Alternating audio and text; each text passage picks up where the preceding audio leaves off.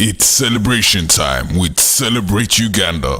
Reporting district, division 1. Ladies and gentlemen, welcome to your radio show. Mwebale kujja wano ku radio show yamwe ku www.celebrateuganda.com. Ngera nzize kubajjukiza ntino ye radio yamwe ebaletere emboozi eyokukubo, ebaletere emboozi ey'abantu abafumbiddwa, ebaletere emboozi ey'omumaka, ebaletera era emboozi ey'abo ab'emulugunya, abo abenyenye, abo abayitiriddwako ekiseera kyolimu nga kikuyitiriddeko. Yeno radio yammwe ejja okubaweereza nga mujjukire nti olwaleero ndina abantu baffe baviira ddala e Uganda nga bazze okutubuulira ki ekigenda mu maaso ne Uganda. Embeera ekuyisizza etya? Embeera weeba ekuyisizza bubi ate gw'ogikoledde ki olwaleero? Mujjukire nti gwe gw'omutwe gwa radio yaffe olwaleero ku frequency yaffe wano ku mulamwa oguyitibwa nti embeera ekuyisizza etya oba weeba ekuyisizza bubi okozeewo ki? Olwaleero nina abasajja bange babiri kabeeyogereko. Asooka ali Yesu weeyogereko ssebo gwani.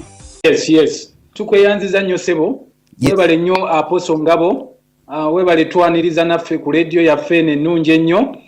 Tutuusa naffe ebirowoozo byaffe gye muli. Mpozi n'okusookera ddala nze bampita Kabuye John Ngabo. Ndi wano Uganda, Entebbe. Okay, oyo tumuwulidde. Ate tulina wono w'okubiri wano ono bamuyita ani? Weeyogereko naawe ssebo tumanye amannya go.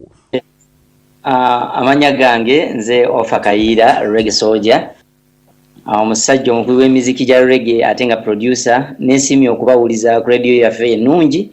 Bannaye mwebale ate okugiwagira naffe era bwe tuti eno amaanyi tutaddemu nga baviira ddala ku ttaka lya Uganda nga bazze otubuulira ki ekigenda mu maaso. Embeera ekuyisizza etya ate ggwe embeera weeba ekuyisizza bubi gw'okozeewo ki okukyusa embeera eyo ebeere embeera enaakuzimba, ebeere embeera enaakyusa ebintu mu bulamu bwo okubitereeza naye si kubikyamya.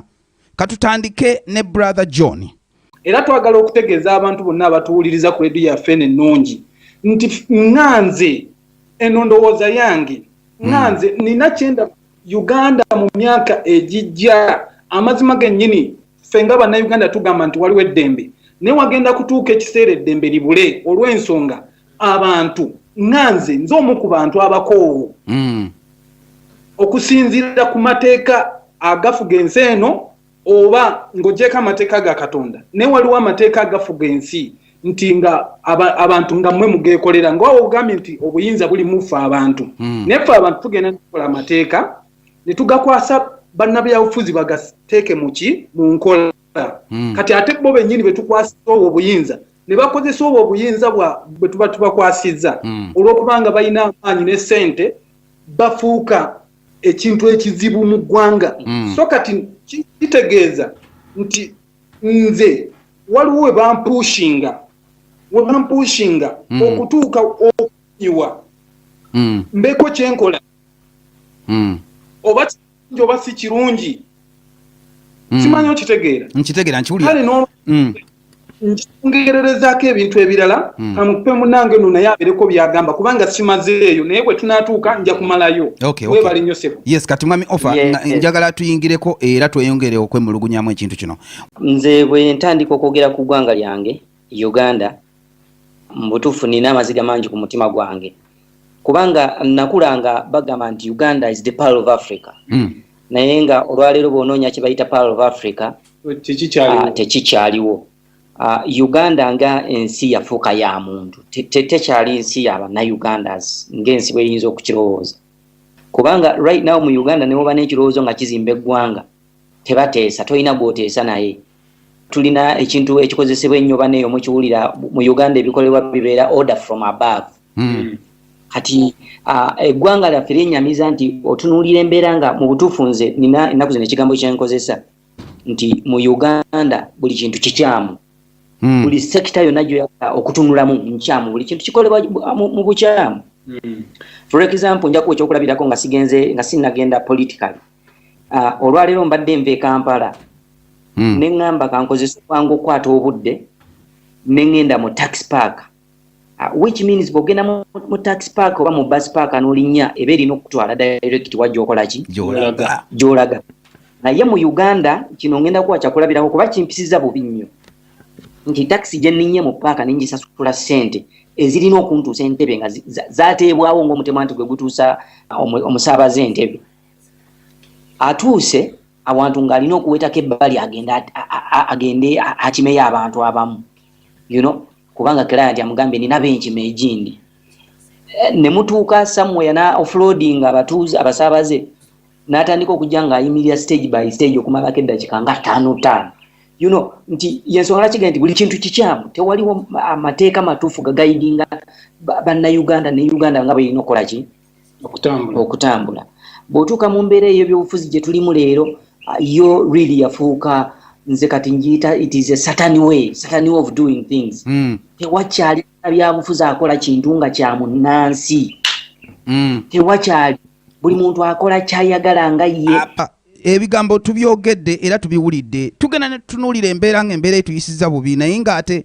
abafuzi abatuyisa obubi oba n'abo abatukulira oba abatukulembera bagenda ne batutulugunya gwe naawe n'okitunuulira n'ogamba manyi ono antulugunya era n'omusongamu olugalo lumu naye ng'engalo 3 zisonze wo gy'oli ne ntunula ne ŋŋamba nti ntera okyogera bwe nti ne ŋŋamba nti omuntu ayisibwa bubi okusinziira ku mulembe gwalimu oba ayisibwa bubi okusinziira ku mufuzi gwa amufuga naye ng'ate omufuzi akufuga gw'omuwa obufuzi obwo katugambe kankisebwe nti ŋŋambe nti omufuzi ayinza okuba akufuga nga naye mu kufuga okwo kwakufugiramu akufugira ku mpisa ezo naawe zokola ki zotambuliramu tukimanyi nti abayimbi bangi bakola ebintu by'obuswavu naye ate ne weekanga ng'abantu ayinza okuba anyiigidde embeera n'anyiigira n'abantu abeeyisa obubi n'abo abayimbi nga bakwatiddemu nti bayimbayimba ennyimba ezitategerekeka naye ate ne weesanga ng'ate abo be bantu be bamu be bagula ennyimba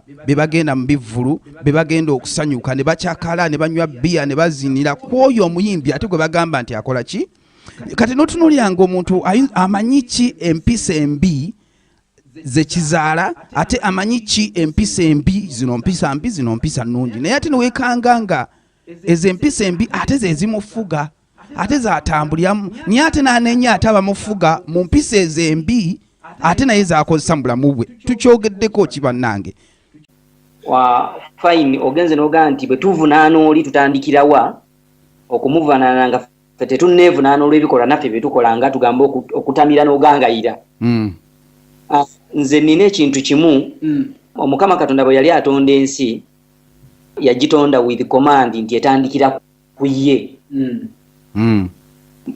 tuli fenna yes tuli fenna bw'etandikira ku ye yatuteekerawo system nga bwegenda okutambula n'atuwa n'eddembe buli omu yeeyise byayagala era ye nassaawo n'enkomerero yayo gy'ayita judgment day sebo nokwate kati mukama wange nze njogera bwe nti bwe nkwata obuyinza bwange ne mbuwa ggwe ng'omukulembeze wange n'oba nga amateeka g'oteeka oba g'oyagala tutambuliremu ate tugakozesa nze sitiiru nsigala nkunenya lwaki bw'oŋŋamba nti nno nagenze ekisookera ddala kankuwa ekyokulabirako mu Uganda omwenge ndowooza buli kaseera kyekintu ekisinga okuba kiri mu Uganda ekyo kitegekebwa bakulembeze tusobole okutamiira tugangayire tukwate ebisolo kyakubiri bw'oteeka amateeka n'enziza omusango ate nengenda mu kkooti ne bagusala bulala ne batasala kituufu ani avunaanyizibwa nze gwe bagusaliddwe omukulembeze atateeka mateeka ago mu nkola so tulabye ebintu bingi biremereddwa olw'ensonga nti abakulembeze baffe bo balemereddwa oteeka ebintu mu nkola entuufu nze nja kuwa ekyokulabirako nabeerako erwanda okumala ebbanga naye negomba system engeri Rwanda gyetambuzibwamu wano omukulembeze bwe Rwanda bwayimirirwa okwogera kino kyenkubuulira evidence n'amaaso gange nabeerayo nembiraba saamuwulirako ng'ayogera mu lulimi olugwira wano nga agezaako kwemphasizinga n'okulaga banyarwanda nti bo banyarwanda balina okwogera olulimi lwe bawulira bonna nga baki bannansi omukulembeze so nga ate balina ennimi engwira nnyingi ewaabwe ze basoma kati bw'otuuka mu ggwanga eryange omukulembeze wange buli lwayimirira okwogera ayogera mu lulimi lugwira ddala maama wange ow'ekyanamukaaka eri ewa Busanke alimanya ddi omukulembeze w'eggwanga byayogera amateeka ge tulina gonna mugayisiza mu lulimi olugwira ogenda kunvunaana mu kooti nga nebyonvunaana sibitegeera so amateeka agafuga omwenge teri agamanyi fe tugulabira mu bbaala ne tunywa ne tuwoomerwa ne tugwa eri simanyi n'amateeka gaago gali mu lulimi luzungu kugamba ekyengezaako okulaga nti obuvunaanyizibwa obwo bwonna bwali badde butandikira waggulu nga mukama waffe bwe yatonda ensi nti buli kimu kitandikira wa gyali kubanga ye buli kimu yateekawo ne penaliti zaabyo era teri atakimanyi ku nsi tewaliwo muntu azza musango nga gwa katonda nga tamanyi nti nguzizza nimbye mukama wa ekituufu Uganda olwaleero bakwata Aidan disorder naye nga gwe bakutte Aidan disorder tamanyi kyekitegeeza era nga tamanyi ne bwebuyinza kukya neye defendinga kati yembeera eyo sewo kakati mwe abatulaba mutulabira ku YouTube naye message eno yabadde ya message ng'eddakiika 45 kati kano ke tubaddeko ku YouTube version tubaddeko ka version akampimpi okay mu bumpimpi naye nga oba yagala kuwuliza message eno owulirize brother John ne brother Kaira offer Regisodia ojja bawuliriza ku radio yaffe ku page yaffe that's www.celebrateuganda.com oyongere okumanya message eno ogenda mu buwanvu era ogiwulirire eddala era ekumatiziza eddala omanye ki n'enteesa gye twasesezaamu n'ebintu ebyayogeddwako